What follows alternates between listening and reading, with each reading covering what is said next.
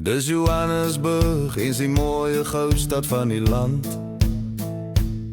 waar liggies blink soos diamante in jou hand. Maar 30 jaar het stil verby gegly,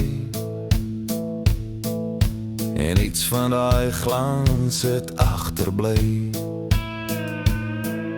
Die strate vol gate, jy moet stadig ry. Selfs 'n bobbejaan met 'n kierie sou sukkel daar verby. Rommelhope wag by elke draai, en straatverkopers roep al waarheid langs die paaie. Ruite gebreek en met kartondosse toe, wasgoed hang by vensters, wapper moeg en woes. Gebou soos tonele uit 'n oorlogfliek se pyn, en riool wat deur strate soos riviertjies skyn. Maar sê my hart, bly glo en hou vas daaraan, sal ons ooit weer hierdie gemors kan omdraai saam.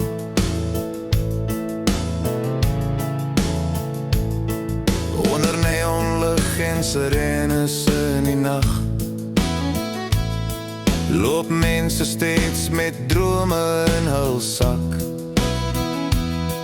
Want tussen beton en stof en geraas, brand hoop nog sag 'n klein vlam wat nie blaas.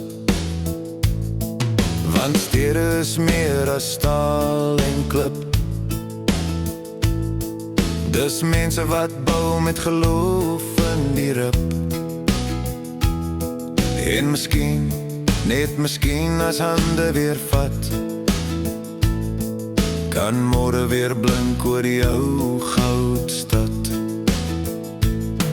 Ja, ruite mag breek en paaie mag kraak, maar hoop is 'n ding wat niemand kan skaap.